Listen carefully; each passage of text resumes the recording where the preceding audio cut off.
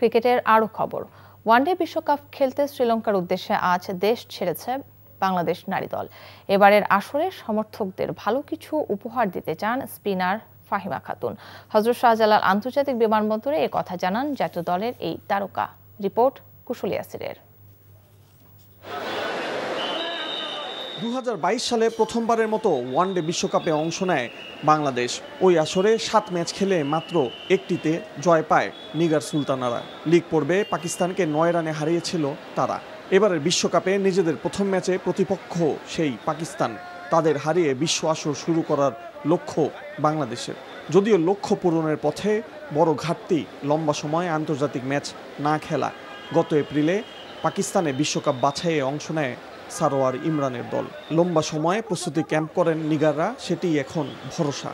Last few month আমরা অনেক ভালো একসাথে প্র্যাকটিস করেছি এবং বাংলাদেশের বিসিবি আমাদের যতগুলো সুযোগ সুবিধা দিয়েছে আমরা সবগুলো নেওয়ার চেষ্টা করেছি এবং আমি মনে করি যে আমরা টিম হিসাবে খুব ভালো প্রিপারেশন নিয়েছি। As a bowling group, as a batting group আমরা চাই আশানুরূপ রেজাল্ট করতে। এবারের আসরের আয়োজক ভারত ও শ্রীলঙ্কা।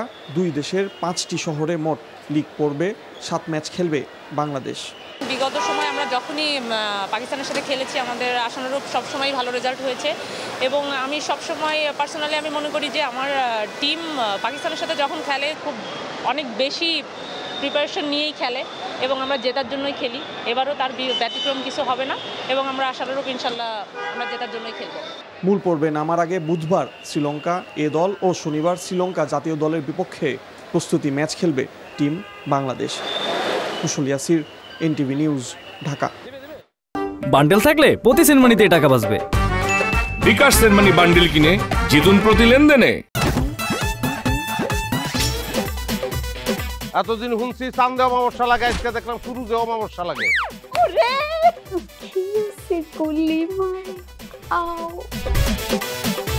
আপনার নামটা? আমার নাম লাবণ্য। এটা ধরেন। এইটা কি? চলে মানে আংটি। ভয় পেলে নাকি সিরিয়াস? আমগো চোখে তো এখন কাঠের চশমা। দুটা খেজুর কাটা নিয়ে চক্ষু দুইটা উঠানো হইলে আমারে দান করে দিন। কারো পৌষ মাস আর কারো সর্বনাশ। নাই রে নাই, আমার বাপে নাই। এই হারামজাদা, হাতে কি গ্রামের মাসে তোর আটকা জলিল কর। আমার ঘরে 3-3টা বউ এতিম হয়ে যেতাম। বস্তালা আবার ঢুকা।